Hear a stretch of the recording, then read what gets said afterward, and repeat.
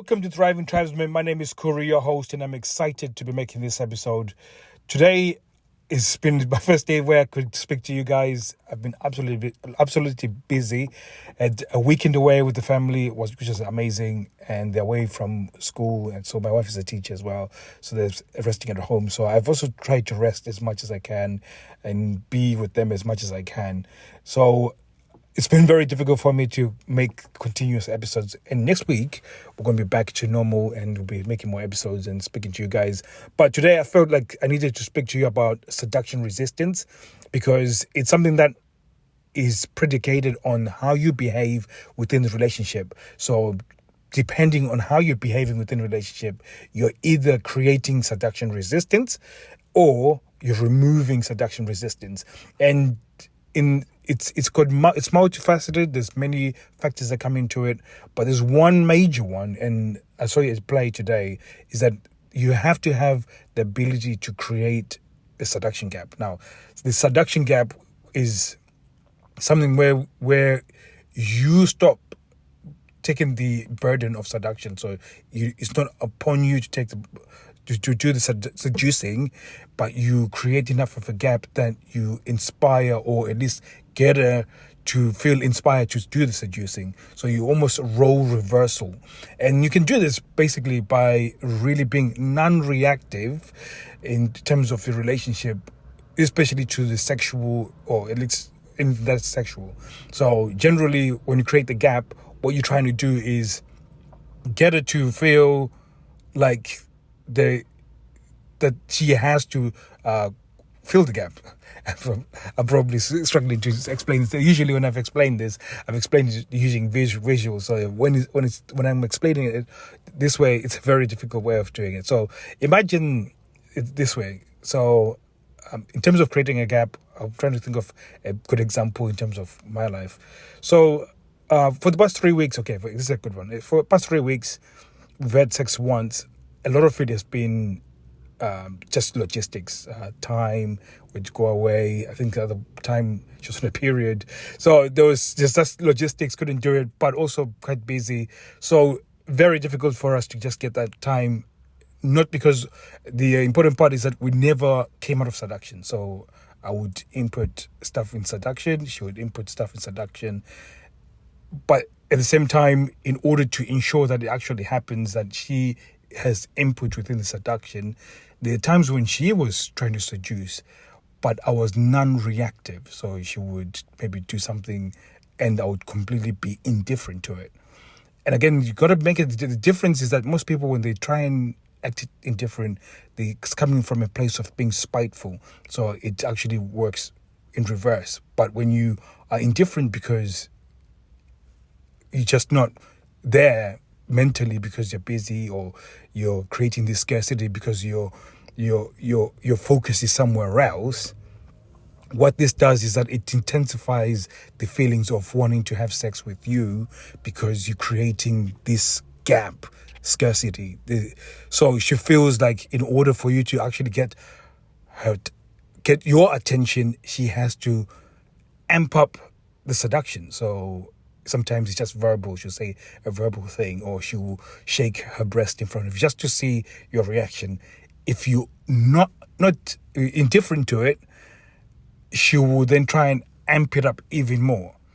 And over the past sort of few days, you can see that there's sort of this steady incline of a seduction. So even grabbing my hand and putting it on her butt, and part of it I engage, some of it I don't engage, and the not engaging is just a tool that I'm using just to increase that gap, so that she invests even more into the seduction. What this does is that when she's fully invested within the seduction, then when we do have sex, because she's worked hard for it, the experience is more fulfilling, it's more exciting, because we've got this steady progress of building this excitement towards having sex.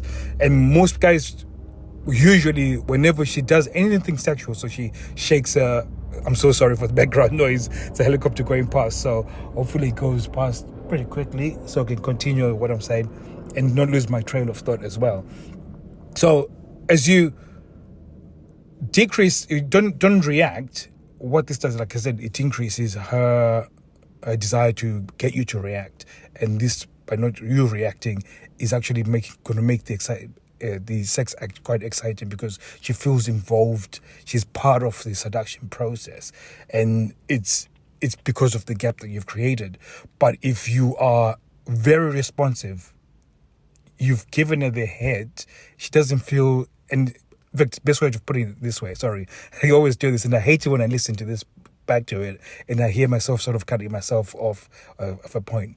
But the way to look at it, you have to look at it almost from a business sense, that when you've got high supply, the value goes down. So if you remember early COVID, you could easily buy toilet roll for $1 or £1 within the UK. You could buy probably 6 of them for like $1.50 or $2 or something like that. But when there was scarcity in terms of toilet rolls, you could easily buy 6 of them for $100. So when you make yourself available and you're reactive and you are acting in a way that you need this thing that's going to happen right now, what it does is just it decreases your value for any attempt of seduction. So the moment you make yourself scarce within the seduction process, then it increases that desire, and then the fact that she's adding more towards it and you're getting it to invest a lot more within the seduction, this then becomes very powerful and becomes her feeling seduction and her feeling like she's part of it, and therefore it makes it exciting not only for her but for both of you. And again, like I said, this is the reduction of seduction resistance. Whereas if you do the reverse, where you are available and you're making yourself reactive, the moment she sits down or she says, "Can you massage me?" and then when you're massaging, you've got a raging hard on and you want to have sex with her and you're already pushing and she's feeling this sort of pressure to have sex, all of that creates this sort of bridge. It makes this very difficult for you to actually move into seduction and desire and actually have sex. Whereas if you were massaging, after you finish massaging, is there anything else I can do for you? Is there anything else that you need? And there's no mention of sex or any sexual comment or any sexual jokes. I actually stopped making silly jokes as well. So this is before I knew better.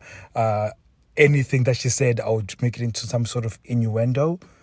That works if you're already both in seduction and she's working as much as you are. But if there's no sex that has happened, you a complete dry smell, you haven't had sex, there's no seduction whatsoever, and then you think by just making a comment is going to make things happen, that's you making yourself available. That's you lowering your value, your seduction value, and therefore nothing is going to happen. So if you want to learn more of this, we'll be continuing our lessons in next week from Monday. We'll be doing the lessons in the Facebook group. The Facebook group is called Thriving Tribesmen.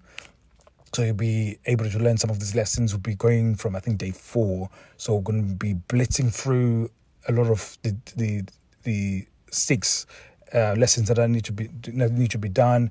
Once we blitz through those ones, we'll be going into more tactics like this, where we're talking about seduction and what it entails. And I know you've heard a few words like seduction resistance, burden of seduction. All of these are parts of seduction that when you understand them, you know where you are within the seduction process, whether you're hot or cold, and how you can move it from really, really cold to actually warm and then really, really hot. So you can have this gauge and know where you are within this space, and then really adapt or at least change your behavior so you can influence this seduction within your relationship. So thank you very much for listening. I'll be speaking to you guys soon. Take care.